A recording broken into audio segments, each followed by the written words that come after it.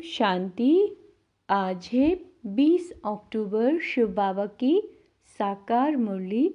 बाबा कहते हैं, मीठे बच्चे, देह सहित सब कुछ भूल एक बाप को याद करो। क्या कह रहे हैं बाबा? देह सहित सब कुछ भूल एक बाप को याद करो, तब कहेंगी मातेले बच्चे, इस पुरानी दुनिया से अब तुम्हारा बुद्धि हट जानी चाहिए। प्रश्न है, बाप का ज्ञान किन बच्चों की बुद्धि में सहज ही बैठ जाता है? उत्तर, जो गरीब बच्चे हैं, जिनका मोह नष्ट है और बुद्धि विशाल, उनकी बुद्धि में सारा ज्ञान सहज बैठ जाता है। बाकी जिनकी बुद्धि में रहता हमारा धन, हमारा पति, वह ज्ञान को धारण कर उच्च पद नहीं पा सकते। बाप का बनने के बाद भी लौकिक संबंधों को याद करना माना कच्ची सगाई है। उन्हें सौतेला कहा जाता है। गीत है मरना तेरी गली में। ओम शांति। मीठे मीठे बच्चों ने गीत का अर्थ तो आपे ही समझा होगा। अब जीते जी आकर के बाप का बनना है और पुरानी दुनिया जिसको रौरव नर्क कहा जाता है उसको भूलना भी है और छोड़ना भी है ही। रौरव नर्क को भूल फिर स्वर्ग को याद करना है। अपनी को आत्मा समझ अपने बाप को याद करना है। बहुत इंपॉर्टेंट लाइन है। बाबा ने कहा, अपने को आत्मा समझ अपने बाप को याद करना है। पुरानी दुनिया बुद्धि से हट जानी चाहिए। उनके लिए पुरुषार्थ चाहिए। यह है जन्म जन्मांतर का कर्म बंधन। एक जन्म का नहीं, जन्म जन्मांतर का कर्म बंधन। कितने पाप किस किस के साथ किए वो सब जन्म ले भोगने पड़ते हैं। तो इस कर्म बंधन की दुनिया को भूल जाना है। ये छीछी दुनिया है, पतित शरीर है ना, इससे मोह मिटाना है। गरीबों का मोह सहज मिट जाता है, साहूकारों का मुश्किल मिटता है। वह समझते हैं हम स्वर्ग में सुखी बैठे हैं, गरीब दुखी हैं। यूं तो सारा भारत गरीब है, फिर उसमें भी जो गरीब हैं वो झट उठाते हैं। उन्हों के लिए ही बाबा आते हैं। बाबा कहते, गरीबों को जायज़ती वर्षा मिलता है। सब सेंटर में देखो, साहूकार कोई मुश्किल ठहर सकते हैं। स्त्रियां भी गरीब घर की ही आती हैं। बाबा कहते हैं, धनवान को तो पति से सुख मिलता है। जो धनवान है, बाबा कह रहे हैं, उन्हें तो पति से ही सुख मिलता है। इसीलिए उनसे बुद्धि योग टूट नहीं सकता। गरीब ही अक्सर करके ज्ञान लेते हैं। बाप हैं ही गरीब निवास, जिस बाप को सब याद करते हैं। परंतु क्या कह रहे बाबा? परंतु ड्रामा अनुसार भक्त भगवान को जानते ही नहीं। भगवान तो है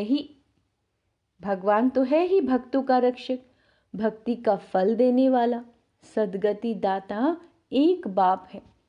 तुम बच्चे बाप द्वारा अभी ज्ञान की बातें सुन रहे हो। यह ज्ञान उन्हीं बच्चों की बुद्धि में बैठता है जिनकी बुद्धि विशाल है, मोह नष्ट है, जिनकी बुद्धि में रहता कि हमारा पति, हमारा धन आदि, वह ऊंचा पद पा नहीं सकते। पद वह पाते हैं जो रचता और रचना का परिचय देते हैं। बाप को पहचाने बिगर वर्षा कैसे मिले? साजन को सिर्फ साजन कहने से फायदा नहीं हो सकता। जाने पहचाने बिगर साजन से सगाई कैसे हो सकती है?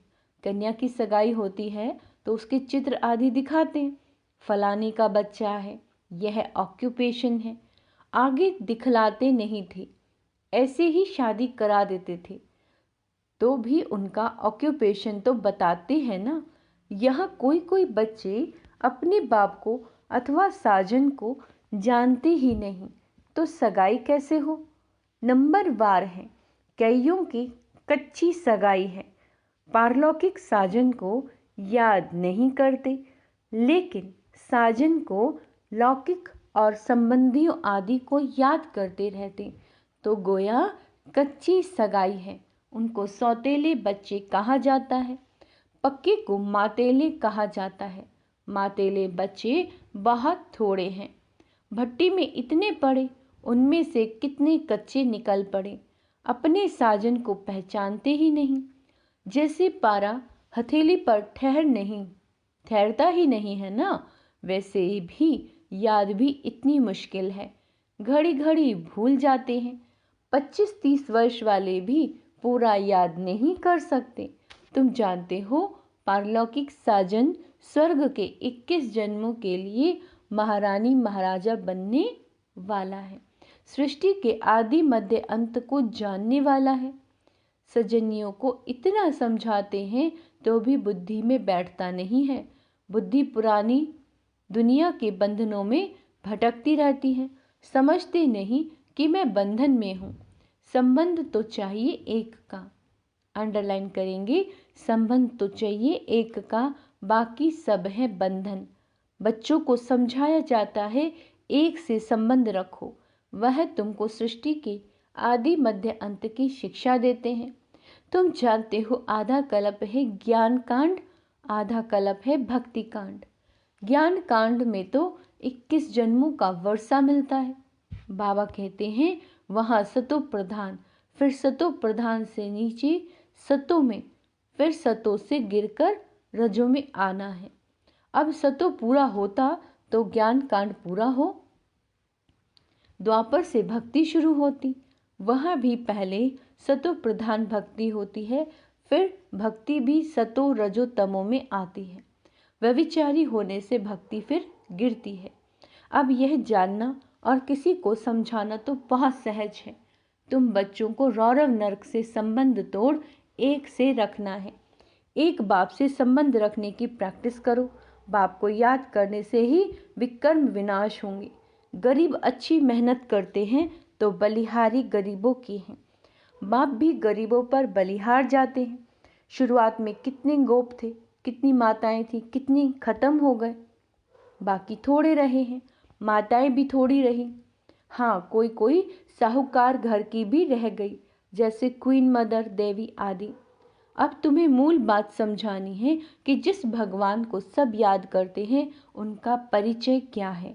पतित पावन बाप जो राजयोग सिखलाकर नर से नारायण बनाते हैं, उनको नहीं जानेंगे तो तुम पाप करते रहेंगे, बाप को गाली देते रहेंगे। सम्मेलन तो बहुत होते रहते हैं, वहाँ पर समझाने वाले बड़े तीखे चाहिए। समझाना चाहिए, तुम वेदों की महिमा समझते हो, परंतु उससे तो कोई फायदा ही नहीं होता। फायदा तो एक बाप से ही होता है जिसको हम जानते हैं। तुम नहीं जानते हो, आओ तो हम आपको समझाएं। बाप को पहचाने बिगर वर्षा कैसे मिलेगा। बाप का वर्षा है मुक्ति, जीवन मुक्ति, गति सदगति। यह अक्षर सुनाते ही बाप हैं। तुम बच्चों को याद रखना चाहिए। बाबा कहते हैं और कोई चीज़ से फायदा नहीं, बाप को और रचना के आदि मध्य अंत को जानना है।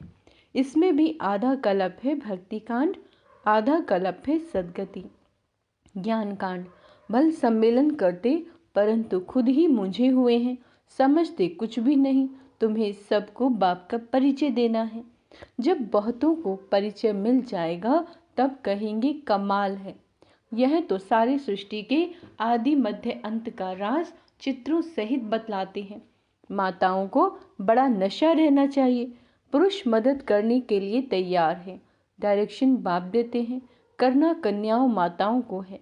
आजकल कन्याओं माताओं की जायज़ती महिमा है। गवर्नर, प्राइम मिनिस्टर भी माताएं बनती हैं। एक तरफ है वह माताएं, एक तरफ हो तुम पांडवों की माताएं। उन्हों की उछाल जायज़ती है क्योंकि उनका राज्य है। तुमको तो 3 पैर पृथ्वी के भी नहीं मिलते। बाप तुम बच्चों को अनेक राज समझाते रहते हैं। तुम अभी स्वर्ग का वर्षा पाते हो। साजन तुमको श्रृंगारते हैं। महारानी बना देते हैं। ऐसे साजन से बुद्धि योग न रखना, यह तो बड़ी भारी बोल है। बच्चों को समझाते तो बहुत हैं, तुम सिर्फ ज्ञान और भक्ति का कंट्रास्ट बताओ। भारत में ही गाया हुआ है, दुख में सिमरन सब करें, सुख में करे न कोई। सुख में क्यों याद करेंगे, अभी वह नई दुनिया स्थापन हो रही है। परंतु बाबा कहते हैं सुख का वर्षा भी पूरा लेना चाहिए। माता पिता जानते हैं हर एक कितना लायक है। मौत जब नज़दीक आएगी तो बताएंगे तुमने पुरुषार्थ पूरा नहीं किया, तब तुम्हारा ऐसा हाल हुआ। वह भी बताएंगे कि तुम किस किस्म की प्रजा में जाएंगे, किस किस्म के नौकर चाकर बनेंगे, सब बताएंगे। अच्छा, कई बच्चे समझते हैं हाँ आज हमने मुरली बहुत अच्छी चलाई। बाबा कहते परंतु नहीं, यह तो शिव बाबा आकर मदद करते हैं। अपना अहंकार नहीं होना चाहिए। तुमको तो बाप सिखलाते हैं, जो तुम सुनाते हो। बाप ना होता तो तुम्हारी मुरली काहे की। मुरलीधर के बच्चे को मुरलीधर बनना चाहिए, नहीं तो ऊंचा पद पा नहीं सकेंगे। भल कुछ ना कुछ फायदा हो जाता है। कोई सेंटर खोलते हैं तो बहुत आशीर्वाद मिलती है। इतना समय पढ़ाई की है तो आप ही सर्विस का सेंटर जमाना चाहिए। खुद सीखते हैं तो क्या औरों को नहीं सिखला सकते। क्या कह रहे हैं बाबा कि इतना समय पढ़ाई की तो आप ही सर्विस कर सेंटर जमाना चाहिए। खुद सीखते हैं तो क्या औरों को नहीं सिखला सकते। ब्रह्मा कुमारी की मांग करते हैं तो बाबा समझ जाते हैं शायद खुद में इतना ज्ञान नहीं है। बाकी यहाँ आकर क्या करते हैं, बाबा तो समझाते हैं। बादल आए रिफ्रेश होकर जाएं, वर्षा बरसाएं, नहीं तो पद कैसे पाएंगे। मम्मा बाबा कहते हो तो गद्दी पकड़ कर दिखाओ। यह भी कोई को अहंकार नहीं आना चाहिए कि हमने किया।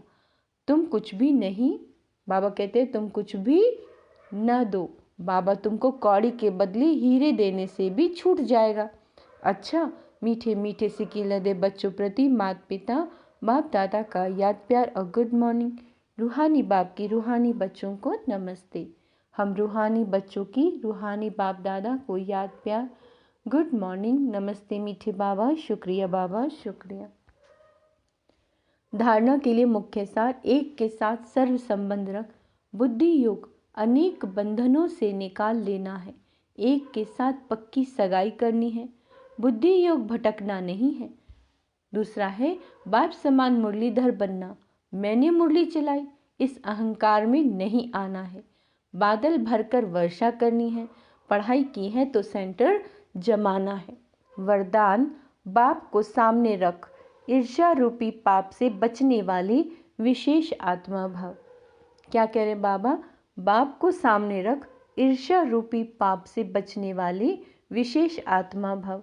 ब्राह्मण आत्माओं में हम शरीक होने के कारण ईर्ष्या उत्पन्न होती है। ईर्ष्या के कारण संस्कारों का टक्कर होता है।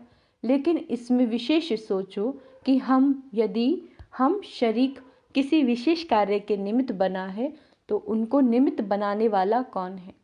बाप को सामने लाओ तो ईर्ष्या रूपी माया भाग जाएगी। अगर किसी की बात आपको अच्छी नहीं लगती तो शुभ भावना से ऊपर दो, ईर्ष्यावश नहीं, है ना। क्या कह रहे हैं बाबा, शुभ भावना से ऊपर करो, ईर्ष्या से नहीं। आपस में रेस करो, रीस नहीं करो, है ना, ईर्ष्या नहीं करो। एक दूसरे से ज़्यादा अच्छे से अच्छा पुरुषार्थ करने की कोशिश करो तो विशेष आत्मा बन जाएंगे। स्लोगन है, बाप को अपना साथी बनाकर, बाप को अपना साथी बनाकर माया के खेल को साक्षी होकर देखते चलो। मातेश्वरी जी के महावाक्य हैं, अपना असली लक्ष्य क्या है। पहले ये जानना ज़रूरी है कि अपना असली लक्ष्य क्या है, वो भी अच्छी तरह से बुद्धि में धारण करना है, तभी पूर्ण रीति से उस लक्ष्य में उपस्थित हो सकेंगे।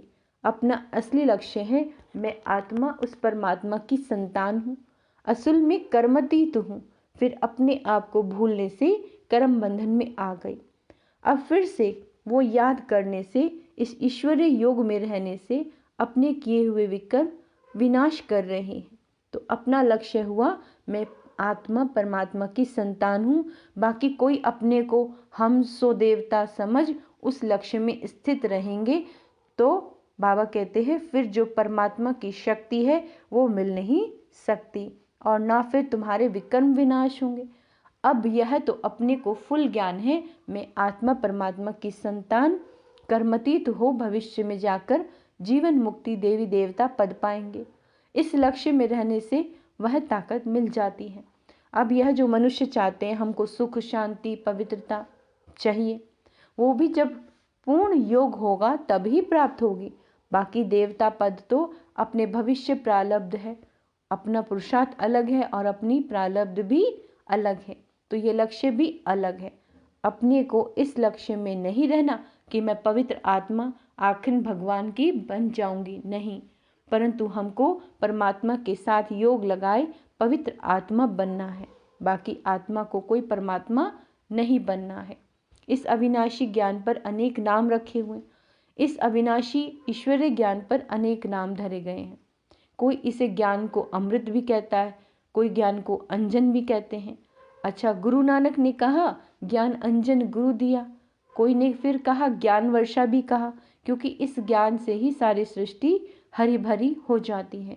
जो भी तमो प्रधान मनुष्य हैं वो सतोगुणी मनुष्य बन जाएंगे और ज्ञान अंजन से अंधकार मिट जाएगा। इस ही ज्ञान को फिर अमृत भी कहते हैं, जिससे जो मनुष्य 5 विकारों की अग्नि में जल रहे हैं उससे ठंडे हो जाते हैं। देखो गीता में परमात्मा साफ कहता है कामेधेषु कामेषु क्रोधेषु, उसमें भी पहला काम मुख्य है काम, जो ही 5 विकारों का मुख्य बीज है। बीज होने से फिर क्रोध लोभ मोह अहंकार आदि झाड़ उत्पन्न होता है। इससे मनुष्यों की बुद्धि भ्रष्ट हो जाती है। अब उसी बुद्धि में ज्ञान की धारणा होती है। अब ज्ञान की धारणा पूर्ण बुद्धि में हो जाती है, तभी विकारों का बीज खत्म हो जाता है। लोग तो सिर्फ ऐसे ही कहते कि मर्यादा में रहो। बाबा कहते मर्यादा भी कौन सी थी, वो मर्यादा तो आजकल टूट गई। कहाँ वो सतयुग त्रेतायुग देवी देवताओं की मर्यादा, जो गृहस्थ में रहकर कैसे निर्विकारी प्रवृत्ति में रहते थे, अब वो सच्ची मर्यादा कहाँ है। आजकल तो उल्टी विकारी मर्यादा पालन कर रहे हैं।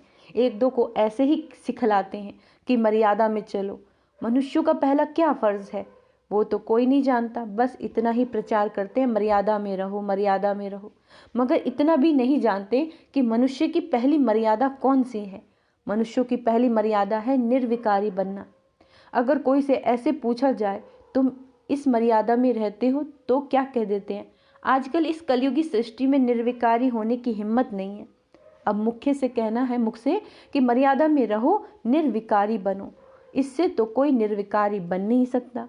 अच्छा, बाबा कहते हैं निर्विकारी बनने के लिए पहले इस ज्ञान तलवार से 5 विकारों के बीज को खत्म करना है, तभी विकर्म भस्म हो सकेंगे।